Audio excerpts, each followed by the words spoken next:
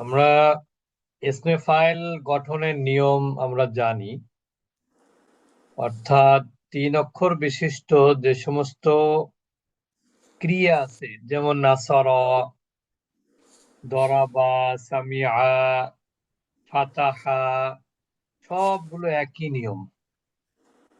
নিয়ম হলো ফা কালিমার পর একটা আলিফ, আইন কালিমার নিচে কি হবে? জের। লাম কালিমায় 2 পেশ।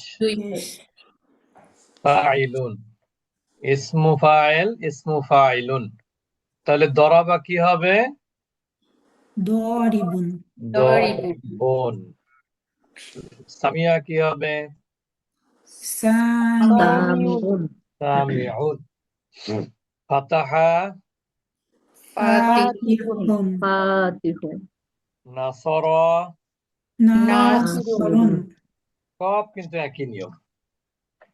কিন্তু এই দুর্বল অক্ষর যেখানে আছে, দুর্বল ক্রিয়া ইসমে ফাইল হওয়ার মধ্যে একটু নিয়ম পার্থক্য আছে।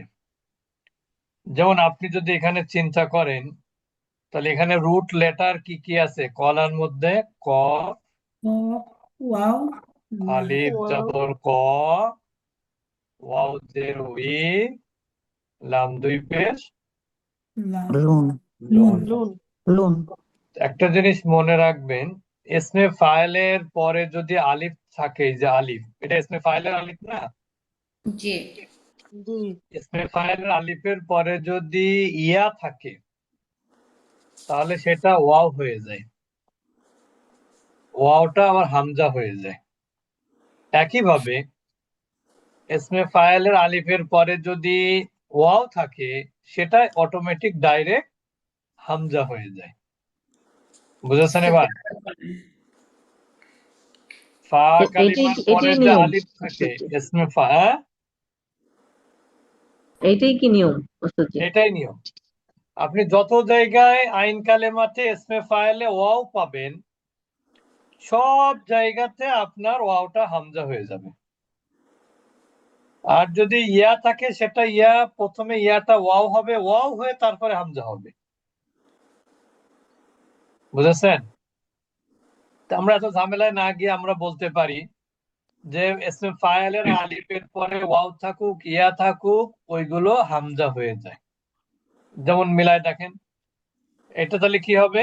ক ইলুন, ক ই লুন। এটা হলো ইসমে ফাইল হয়ে গেল। এটা গেল কলা। তাহলে কমা কি হবে?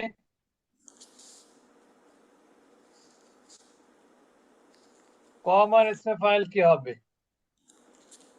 কইমুন হবে। ক কইমুন। ইমুন হবে। ক ইমুন, কারণ এখানেও একটা ওয়াও ছিল। ক ইমুন। এরপরে দেখেন বা আ, বা আ এর রুট লেটার কি জানেন? বা, ইয়া, আইন। আইন। তাহলে এটা কি ছিল? বায়া আ। তাহলে ইসমে ফাইল কি হবে? প্রথমে বা নিতে হবে, বা, বাইউন। এটা হামজা হবে। ইয়া জের ই, সরি, ইয়ার নিচে নুক্তা, আইন 2 পেশ উন, বাইউন। এই ইয়াটা এখন কি হয়ে যাবে? ওয়াও হয়ে যাবে। আপনি ডাইরেক্ট হামজা করে দিতে পারেন, ওয়াওটা আবার হামজা হয়ে যাবে। তাহলে এবার কি হবে? বা বাইউন। এটা তো বুঝেছেন এবার ডাইরেক্ট সবাই? হতে পারে ওস্তাদজি, ওয়া এবং ইয়া থাকলে হামজা হবে। এটাই মনে রাখলে ভালো। ওয়াও অথবা ইয়া থাকলে সেটা কি হয়ে যাবে? হামজা হয়ে যাবে। সবগুলো মিলবে দেখবেন। কলা ক ইলুন, কমা ক ইমুন, বা বা ইউন। হ্যাঁ, তারপরে যা যা ইউন, এরকম মানে যতগুলো আপনি দেখবেন, আপনার আইন কালেমায় যদি কি থাকে, ওয়াও অথবা ইয়া থাকে, ইসমে ফাইলের ক্ষেত্রে সেটা হামজা হয়ে যায়। তাহলে ইসমে ফাইলটাও কিন্তু একটা ইসেম।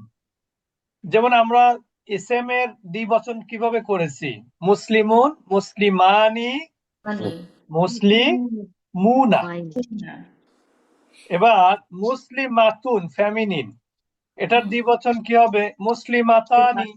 আলু আর বহুবচন কি? মুসলিমাতুন। মাতুন এবার আপনি মিলান, কইলুন, কইলানি, কইলুনা, কইলাতুন, কইলাতানি, কইলাতুন।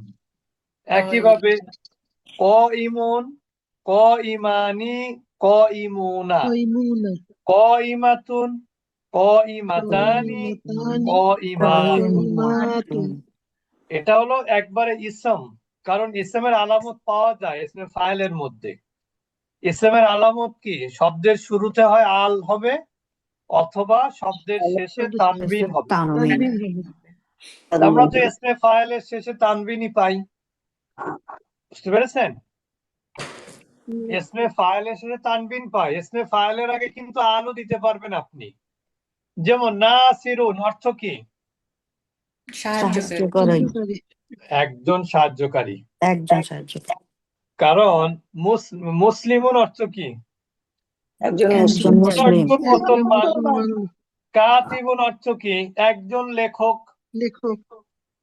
দারিবুন মানে কি? একজন প্রহারকারী, ঠিক না?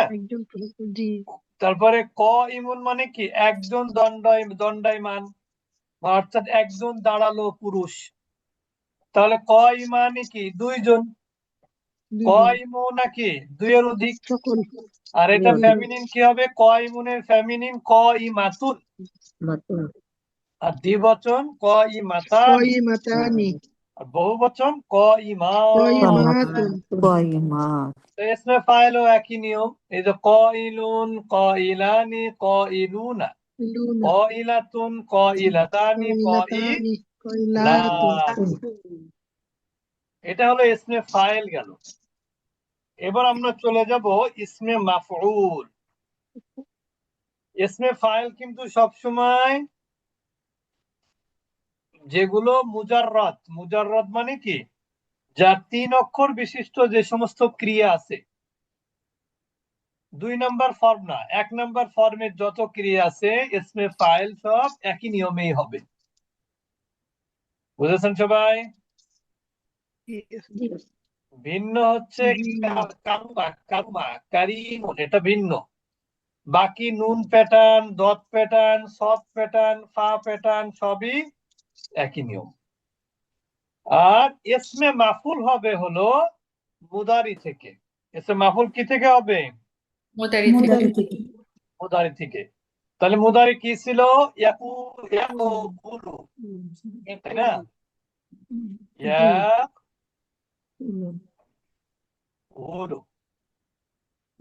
এটার মতো মুদারি হওয়ার কথা, কিন্তু এখানে কি হয়ে গেছিল? এক্সচেঞ্জ এক্সচেঞ্জ হয়ে গেছিল, ঠিক না? জি।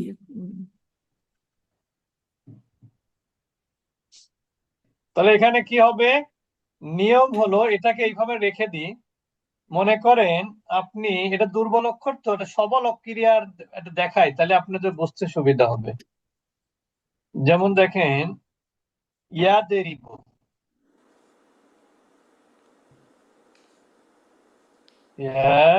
রিবু, নিয়ম হচ্ছে প্রথমে আলামতে মুদারিকে ফেলে দিতে হবে, ফেলে দিয়ে একটা মিম আনতে হবে। মিমের উপরে জবর আছে। এবার এখানে দদের উপরে কি আছে? সাকিন।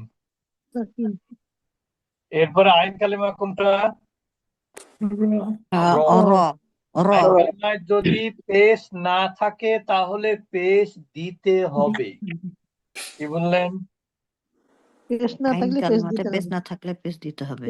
যেমন আপনি যদি দত প্যাটার্ন পড়েন, তাহলে তো আইন কালিমায় পেশ নাই, তাহলে ওখানে পেশ দিতে হবে, ঠিক না? এখানে আইন কালিমায় জের আছে, তাহলে আমার পেশ দিতে হবে। আইন কালেমা, লাম কালেমা কোনটা? বা। এখন নিয়ম হলো বাতে 2 পেশ হবে। এখন আইন কালেমা এবং লাম কালেমার মাঝখানে একটা ওয়াও বানাতে হবে। তার মানে কি? ওয়াও সাকিন, এর আগে তো পেশ আছে, তাহলে কি হলো? ওয়াও মাদ হয়ে গেল। মাদরুবুন হয়ে গেল, মাদরুবুন।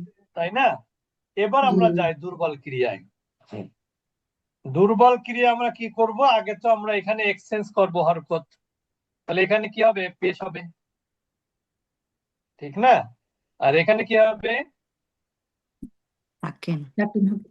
সাকিন হবে। সাকিন। এখানে সাকিন হবে। তো এটা আবার আরেক ভাবে করা যায়, এটা আমি এখন একভাবে বলতেছি, কিন্তু এটা আরেক ভাবেও করা যায়।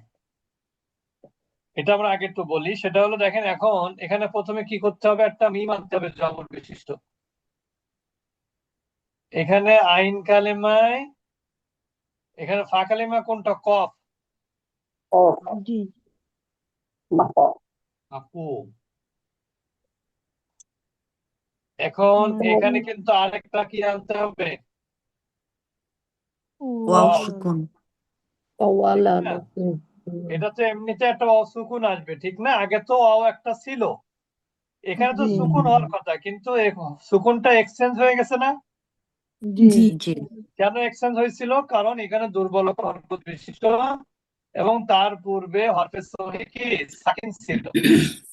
এই অবস্থাটা আমরা বলেছি যে হরকত এক্সচেঞ্জ করতে হয়, সেই জন্য এই এর উপরে যে পেশটা ছিল সেটা আমরা কোথায় দিলাম? কপের উপরে। কফের উপরে আর কপের উপরে যে সাকিনটা ছিল সেটা চলে আসলো কার উপরে? ওয়াওয়ের ওয়াও উপরে। উপরে। আর এখানে লাম কালিমা কোনটা? লাম। এখানে লাম। তাহলে দুই পেশ। তাহলে এখন দেখেন, দুই ওয়াওতে পাশাপাশি সাকিন, তাহলে কি হবে? একটা ওয়াওকে একটা কেটে যাবে। বিলুপ্ত করে দিতে হবে, তাহলে কি হবে? মাকুলুন। কি হয়ে গেল এবার? মাকুলুন হয়ে গেল। মাকুলুন। বুঝেছেন এবার? জি। হুম। আরেকটা নিয়মে করা যায়, দেখেন। ওস্তাদ জি, ধরে নেন আপনি- সরি, হ্যাঁ, মিমের পরে একটাই আসবে না, সাকিন যুক্ত ওয়াও আসবে না? মাফউলু এটা- যেরকম আমরা ওখানে মাফউলু। সাকিন তো ছিল, তো জানা হয়েছিল তো। আচ্ছা, ও আরেকভাবে ওইটা দেখাচ্ছি, এক্সচেঞ্জ হয়ে, দেখেন। আচ্ছা আচ্ছা, হ্যাঁ, ওটা তো ছিল, হ্যাঁ। এরপর জি দেখেন, আপনি আরেকভাবে করতে পারেন, মাকু মানে আগে এক্সচেঞ্জ করবেন না, তাহলে কি হবে? এখানে জবর, এখানে কি ছিল? সাকিন, সাকিন, জি এখানে একটা ওয়ার্ড পরে পেশ, এখানে আবার সুকুন, তারপরে লামের উপরে দুই আমার পেশ। এটা দুই কিভাবে পেশ। করবেন? এবার আপনি কি করবেন? এবার আপনাকে তো এক্সেস করতেই হবে যে এখানে ওয়াও দুর্বল অক্ষর হরকত বিশিষ্ট, তার পূর্বে আসবে সই সাকিন, তাহলে এখনই আপনার কি করতে হবে? হরকত এক্সচেঞ্জ হবে। তাহলে এই পেশটা কোথায় চলে যাবে? কফের কফের উপরে। উপরে। আর এই সাকিনটা চলে আসবে কি সাকিন প্রথম ওয়ার উপরে। প্রথম ওয়ের উপরে। আবার এখানে আরেকটা ওয়াও সাকিন আছে, তাহলে জি এখন আপনি কি করবেন? একটা ওকে তো মাইনাস করতে হবে। কোনটা করবেন? এটা তো আসলে এসে মাফুলের ওয়াও এটা, ঠিক না? তো আপনি এটা বাদ দিয়ে দিলেন, তাহলে কি হয়ে গেল?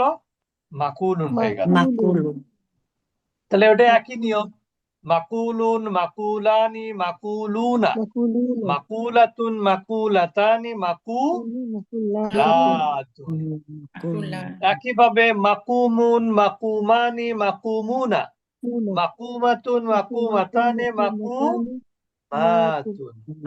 সবগুলোর কিন্তু আবার হবে না, এসে মাফুল কিন্তু হয় না সব ক্রিয়ার, মাথায় রাখবেন। সব ক্রিয়ার কি হয় না? এসে মাফুল হয় ইসমাফুল না। হয় না। বুঝতে পেরেছেন? তো এটা হচ্ছে আমরা এসে ফাইল এবং এসে মাফুলের কথা বললাম। তা আপনারা এইগুলো একটু মনে রাখবেন, দুটোই এসএম, এসে ফাইলটাও এসএম, আবার ইসমে মাফুলটাও কি ইসম। বুঝেছেন? আর ইসম হওয়ার কারণে শব্দের শেষে কি হবে? দুই পেশ। তানবিন হবে। শব্দের শেষে তানবিন তানবিন। হবে। তানবির হবে।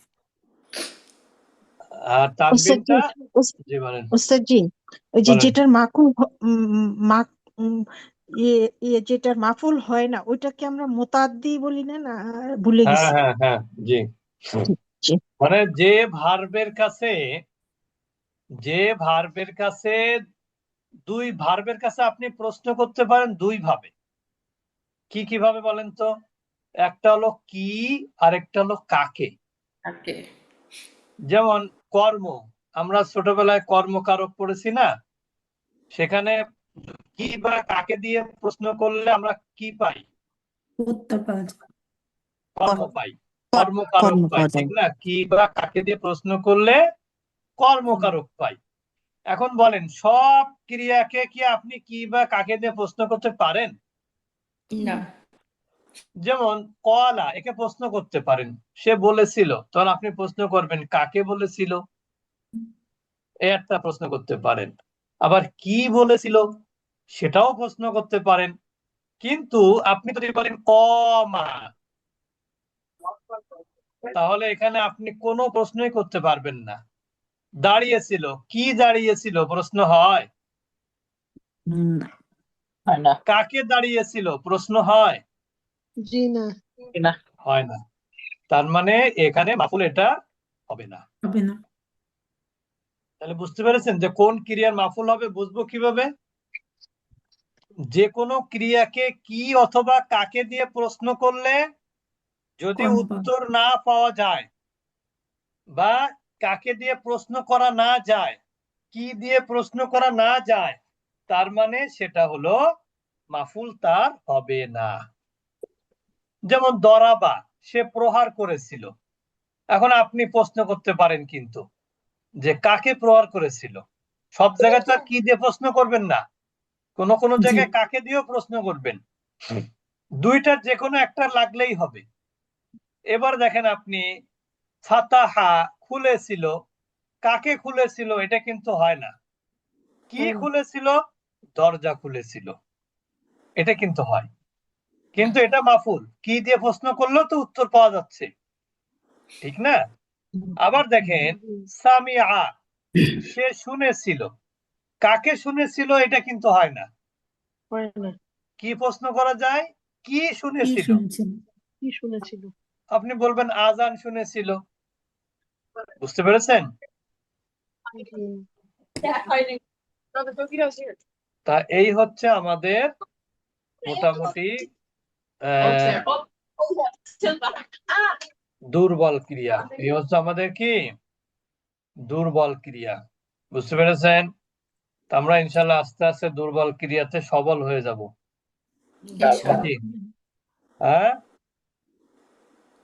আপনারা কি সবল হতে চান নাকি দুর্বলই থাকতে চান দুর্বল ক্রিয়াতে?